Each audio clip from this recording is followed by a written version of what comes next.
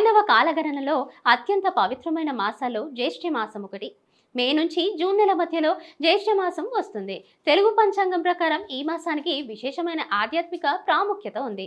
ఈ మాసంలో తప్పనిసరిగా గంగా నదిలో లేదా పవిత్రమైన నదుల్లో స్నానం చేయాలి. ఇలా చేయడం వలన పాప పరిహారం కలుగుతుంది. ఈ మాసంలో ప్రతిరోజు తప్పనిసరిగా తలస్నానం చేయాలి. తలస్నానం శరీర శుద్ధితో పాటు మనసు కూడా పవిత్రమవుతుంది. అంతేకాదు ఈ మాసంలో ఉదయాన్నే సూర్య నమస్కారాలు చేయడం వలన, జాపతపతులు చేయడం వలన విశేషమైన ఫలితాలు వస్తాయి.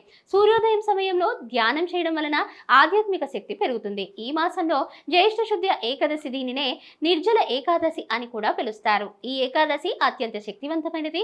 ఈ రోజు ఉపవాసంతో పాటుగా హరినామస్మరణ కూడా చేయాలి. ఇలా చేయడం వలన జన్మజన్మల పాపాలు నశిస్తాయని పురాణాలు చెప్తున్నాయి. ఈ మాసంలో చల్లదనం కలిగించే పదార్థాలను నీళ్లు, పానకం, చాతువులను, వీటినే పందిరి అంటాం.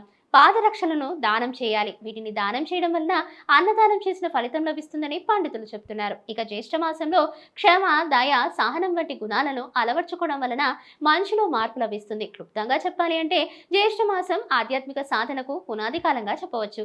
కొన్ని ప్రాంతాల్లో శ్రీ మహావిష్ణువును త్రివిక్రమ రూపంలో పూజిస్తూ వ్రతాలను ఆచరిస్తారు. పూజలు, వ్రతాలతో పాటు రామాయణం, భాగవతాన్ని పాటించాలని పండితులు చెప్తున్నారు. వీటి వలన ధర్మం అభివృద్ధి చెందుతుందని పండితులు చెప్తున్నారు. ఈ జ్యేష్ఠ మాసం కొన్ని రకాలైన పనులను చేయకూడదని కూడా పండితులు చెప్తున్నారు. Please subscribe to the channel and download the Politicos app from the links in the description.